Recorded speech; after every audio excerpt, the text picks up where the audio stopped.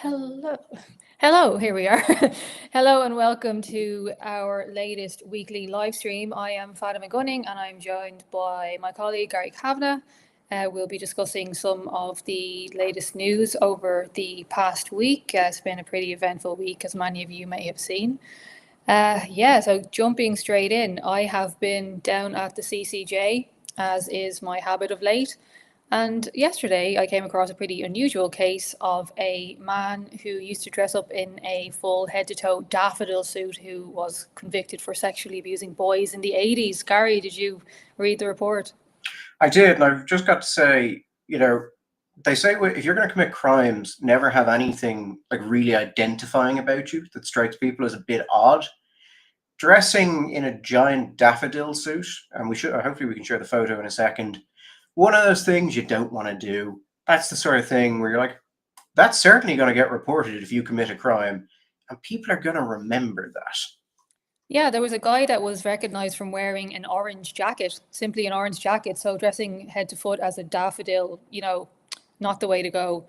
And before I forget, let me remember to tell everyone that if you do have comments, you can send them in and we can see them because I forgot to tell you every other week I've done this. Yeah. Perfect. And hello to all of our regular listeners, and thank you for the initial comments. Yes, Jason does look very different this week. Yeah, contrary to popular belief, I am not Jason Osborne or Sarah Ryan, although myself and Sarah Ryan do pop up in the same room quite often. So anyone who hasn't been in the CCJ is totally justified in believing that we're one and the same. We are not. Right, back to Daffodil Man. Yes, in the end of the day, he was sentenced to 2 years in jail on, I think it was 5 counts related to the indecent assault of 3 boys who were, I think the youngest was 11 at the time, and it was, you could tell that the victims, they didn't really seem to be very impressed with that sentence. But I got the feeling from being in the court that it was a lot to do with his age and medical condition. I did hear the defense asking that the prison be furnished with his bag of pills. So he's obviously not somebody that's in the greatest of health, but pretty shocking crimes nonetheless. Yeah, I mean, one of the things I noted about this case was that all of the victims said they were happy to be named and that they wanted to be named to ensure that he was named and that it was done basically as publicly as possible. Because for those who aren't aware, in a lot of these cases, victims have a right to privacy. They don't want to be named. And so oftentimes when there's a case, everyone kind of knows who's involved in it, a big kind of sexual abuse case, and no one is being named. That's because it's the victims have said they don't want to be identified, and sometimes if the perpetrator or alleged perpetrator is identified, the victim can be. But in this case, I think everyone involved felt very strongly that this should be done publicly. I've also got to say, Fatima, if you have a history of sexual crimes, and you kind of maybe feel like you've gotten away with it because they were historical, you probably shouldn't turn up in TV. That's Yeah. one of the things where lie low. Like if you think you've gotten away with it, just lie low. Just don't tempt fate. Don't turn up in costume on TV where your victims may see you and go, "Oh yeah, that guy." Yeah, because RTE, it is what it is, but it does still have quite a broad reach, especially the Late Late Show. So if I had sexually abused 3 children, I probably wouldn't go on the Late Late. But that's just me. He also had a conviction for sexually assaulting a person in relation to a spina bifida clinic where he had helped this person into the bathroom and then proceeded to touch their genital area over their trousers and kiss them on the mouth, which also just he was sentenced to 4 years for that one, but it was reduced on appeal to 2. I think he actually served 1.5 years of that sentence in actual prison. People are going to clip that section of you saying about abusing children. Oh, is it going to turn up in a Socialist Party ad? You have created a stick to beat your own back with. Yeah. I mean, on this case, obviously the sentence is one thing, but what I kind of noted about it as well is you have the actual abuse would seem to be on the lower end of the scale, which is not to say obviously good, Yeah. but it seems to be kind of mostly kind of touching. A lot of it was over the clothes, obviously horrific, shouldn't have happened, but not kind of what you see in penetrative rape cases, basically. But what this case has very notably is a person in an extreme level of trust. You're talking about the spina bifida clinic. These were people whose parents willingly gave them over to the care of this person because they were seen as a very responsible person, intimately involved with activities for children. So there was, I think, on that aspect, there was just a massive breach of trust. And one of the victims talked particularly about I think the last words his mother said to him were that she was sorry that she had trusted him. And so when you look at the sentence and you kind of say, well, maybe on the less serious end, it was historical. I think the sentence probably should have put more emphasis on the position of trust he had and the damage that did to the families. And a more serious sentence probably should have been considered on that ground. And the victims, all three of them, they actually did deliver victim impact statements themselves in the court. And you could see that they're men in their 50s now, I believe, but they're obviously still completely torn up about what was done to them. And it was really sad in particular. I think it was the first child, as he was at the time. As far as I know, they all were living kind of in or adjacent to the Ivy Trust flats, which obviously, it's not a very affluent area. And this guy, James Gilleran, he was seen as, one of them said, like a Pied Piper. He used to come around in his bike and he would show interest in these little boys who didn't have much. And the first one said that he bought him a basketball. And I mean, look, I wasn't really around then, but I assume that having somebody buy you a basketball and arrows for your bow would have been a big and exciting thing for a child in quite an impoverished community. And he also took another one to the cinema. He took him to see Splash and he bought him popcorn and drinks. And, he was just really it was very sad to hear how he took advantage of these kids who were probably delighted to get a present or go to the cinema. And then he just completely abused their trust. One of them, he left crying at a bus stop to make his way home. I think he was 11. It was really, really, really horrible stuff. And yeah, he was a sacristan in Whitefriar Street Church, where I often visit to light a candle with my mum, and he abused one of the boys in the cellar of that church. And it's horrible to think that kind of thing was going on there. Yeah, he seems to have found his way into positions with multiple organizations that would allow him access to children, and also then reasons to bring those children to places that were either not public at all or public but didn't have a lot of foot traffic, basically. I thought as well, I mean, this is kind of a constant complaint I have with Irish sentencing, the use of concurrent sentences here. I mean, we had multiple cases of the sexual abuse of children, and it's all set to run concurrently. I don't think it's too out there, Fatima, to suggest that perhaps if you sexually abuse multiple children, you should serve those back to back as opposed to all at the same time. And that might be a good thing both for the victims and for society, just as a general proof. But Irish courts don't seem to work that way. Concurrent is the way we like to do things. And you basically just serve one sentence, whatever your greatest crime was then. I don't agree with it. I don't think it's fair to victims. I don't think it should happen. And if that ends up with someone spending 50 years in prison, you know what? You probably deserve it.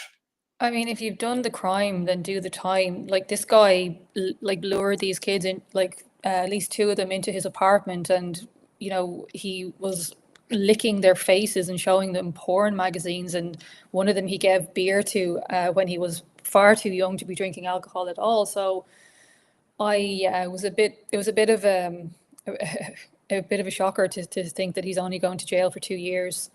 Considering that he already had a pre-existing sentence for the sexual assault of someone else who was extremely vulnerable. So yeah, that was a bit of a weird one for me. Not nice. No. And I mean, ultimately, my understanding is he did admit to this, and that was part of what led to the lesser sentence. But again, if you abuse people and then wait decades, and then when they come forward at the kind of last minute, you say, okay, yeah, maybe I did do that. It's not really a mitigating factor. Right, so he appeared on the Late Late Show in 2021. So yeah, the abuse took place in the kind of mid 80s. So 2021, he's on the Late Late Show. Then the three victims, now adults, spot him. I think that they got in touch with each other, and then they decided to report, which led to it's the Divisional Protection Services at Kevin Street Garda Station. They were the ones who actually, ended up doing the investigation and arrested him. And when they interviewed him in 2022, he didn't admit to the wrongdoing, but accepted it later. So I didn't seem to be a situation where he was like, okay, game's up, I'm sorry, I did wrong. It was not, it was a bit more complicated than that. Yeah, I mean, I was going to say a sad case, but I mean, ultimately in these cases, someone has been punished, something has been happened, and maybe the sad cases are the cases that never get this far, because there's not evidence or the victim isn't comfortable coming forward, and maybe in that aspect it's not sad, but actually an actual provision of justice, although quite late. Um, these sort of historical cases, do you see many of these in the Central Criminal Courts, Fatima, or is it mostly contemporaneous stuff? There was another one that was actually heard on the same day. So the substantive part of James Gilleran's trial was not heard yesterday. It was actually heard, it was the 29th of April. And, I was there for that part, and I picked up the sentence yesterday as well. But there was another case that had reporting restrictions, so I can't go into much detail, but there was another case of historic child sex abuse, which, sounded probably a little bit more serious, in that there were more victims that would have taken place in the Dublin area around the same timing. Again, a person that was in a very high position of trust taking advantage of little boys. So it does happen. I don't think I've been in there long enough to really say accurately whether most of them are historic or contemporary, but yeah, they're all grim. They're all equally grim, if you ask me. Hmm. I suppose to move on to that, to something that's a little bit more light-hearted. A little bit less Hmm? horrible. A little bit less horrible, yes. Horrible. Have you enjoyed your targeting by the Socialist Party and People Before Profit? They've Oh, got some memes of you. yeah, I wouldn't say I've enjoyed it. I've gotten a whole lot of lols out of it. So, like, thank you for that. I do enjoy a laugh. It was funny to see that a photo of me taken in 2016 was basically all of Paul Murphy's feed at one point a few days ago. So, yeah, if reaching was fine art, PBP are very good at it. Yeah, so for those who haven't seen, People Before Profit managed to cause a bit of a stick for their own back, because Ben attempted to ask them what was a very softball question. He went to a press conference and asked them about Jim O'Callaghan. I think it was deportation flights, and what their opinion was on that. Now, I assume their opinion is we shouldn't do that, and that gives them a chance to talk about whatever it is they want to talk about. So a very softball question, and they refused to deal with it and said they wouldn't answer questions from Gript. Other journalists then stepped in and basically said, you can't choose who you answer questions from, because if you do it for Gript, what's to stop you from doing it to anyone else? And Paul Murphy tried to basically get the press conference back on track by going to Jack Horgan Jones and saying, Jack, do you have a question? And the response he got was, I might put a pin on it. If you're not going to answer questions, maybe we won't ask them. And then People Before Profit basically slouched their way back from the plinth of the Dáil as the media looked on. That was whatever. Small, embarrassing thing. Did it to yourself. Shouldn't have happened. But then yesterday they decided they were going to, they kept it up all over the weekend. And then yesterday they decided what we really need is a 25-minute long press conference about how awful Gript are and why we're right. And that did not go terribly well for them either. Particularly the part where they stopped in the middle of it to remind the journalists that they thought they were pathetic. Which, Fatima, I'm a man who, part of my job is basically being an asshole to people. Like, I accept that. Like, if I am dealing with a state institution, it's usually because we want something and we've decided we need to push them a bit to get it. But even I looked at their behavior and Ruth Coppinger's behavior, and that is a true master at making enemies. Just a chef's kiss. It was beautiful. And then they sent out various statements about Gript, which were all poorly researched. And they accused John, for instance, of starting the Dublin riots by referring to an article he had written several days after the riots. Now, John has many powers, but he is still subject to the laws of time. He So is stuff not, like that. yeah. John McGurk is many things. A time traveler is not one of them. Or he's very good at it, and we don't know. Yeah, maybe he's like Padre Pio, he can bilocate or something. But I just think because a few people have been, coming up to me and giving their opinions off the record about some of that stuff, and I think it's worthy to note Coppinger's almost messianic quality of being able to bring people who don't particularly like each other together in just because nobody really likes her, it seems. It's I particularly liked this sort of, well, we can't deal with Gript, and here is 15 minutes of why they're terrible, going back years.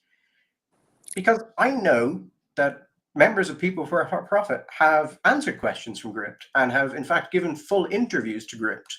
So you sort of go, well, if you're not going to do this because that would normalize us, why have your members been doing it up to this point? And were they deliberately attempting to normalize us? What's happening here? We also got a load of content off it for free, so it was only really a boon to us. And regardless of which way it went, it was just going to be good for us. It was a silly thing to do. Yes, someone I know said that who's in media said that we should send them a bunch of flowers to thank them essentially for all the free publicity.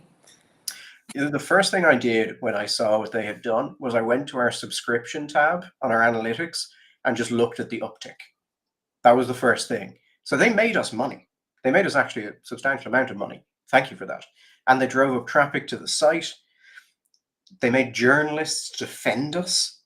And even if they had succeeded and other journalists had not defended us, we would have just used it to support our own branding as alternative media, as being different to the rest of the journalism core.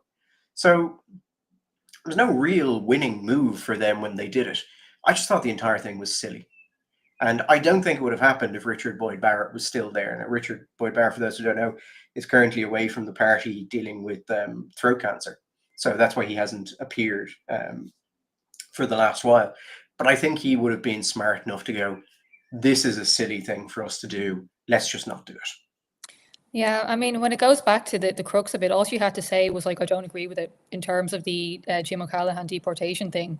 I don't agree with it. It's kind of like not a great answer, not an interesting answer, but this could all have been avoided by a simple 5-word answer. Like, they're currently doing Sigma edits of Ruth Coppinger, the Socialist Party, where you can kind of tell that the Socialist Party is a little bit older, a little bit not with it, so they're just kind of cringy. But I admire the drive to do it. mm-hmm. You were having a bit of a dig around with the money politicians have been getting, I notice. Oh, yes. So this isn't quite ready to go, but I will show it to people and I will include the link up the top. And so if anyone watching this live stream wants to go have a look at it, on the understanding it is working data and we haven't put in, the explainers and things like that. But I have nearly completed the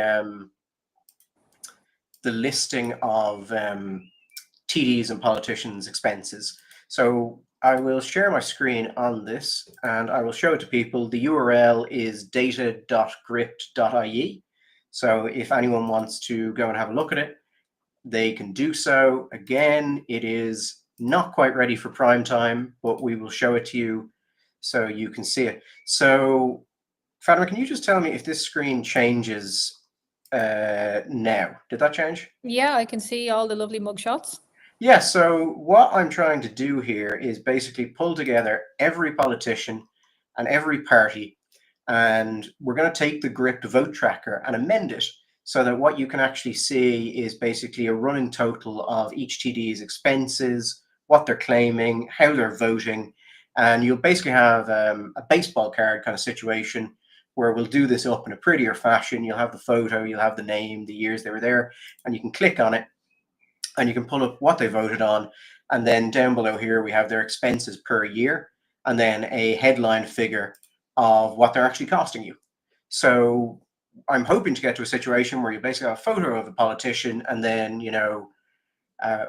these guys actually cost you 250,000 a year, or this guy's claimed $500,000 in expenses, and it will all just be there. Actually, I just wanted to pull that comment up there where someone said, funny how half of Gript journalists are the children of migrants.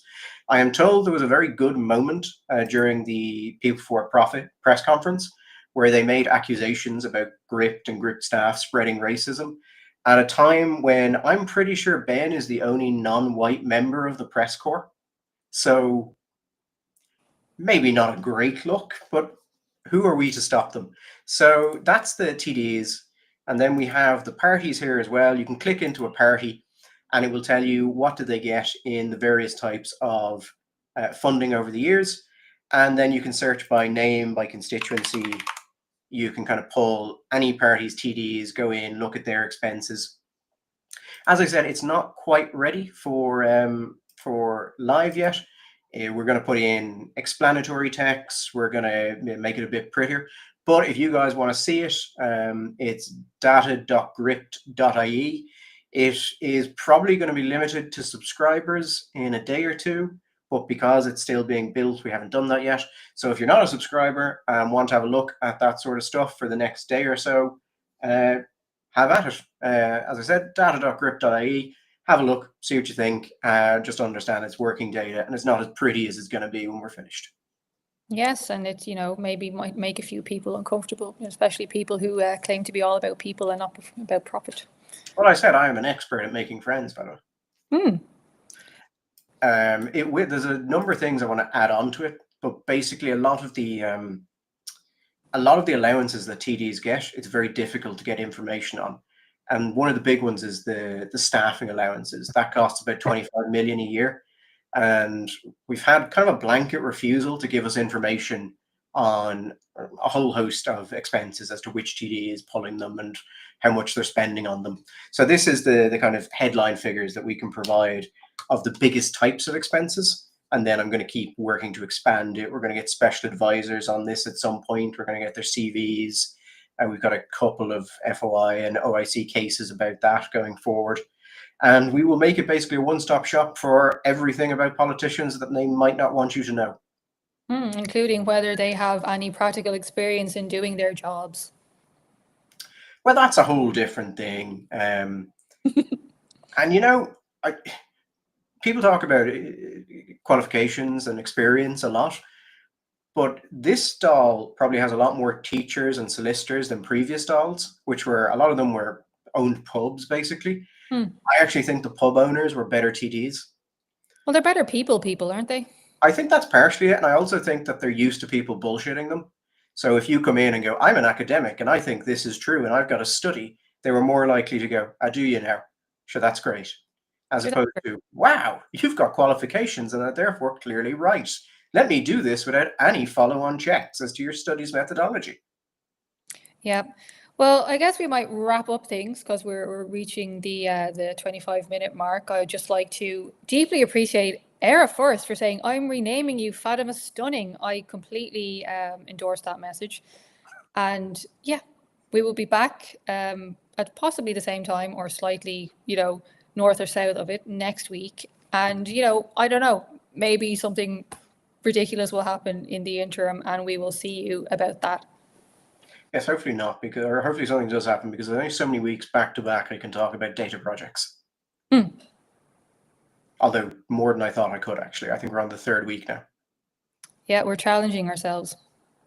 And thank you, Air First. Fatima is now Fatima Stunning, and I'm being told I was very good in The Hangover. And you got a haircut.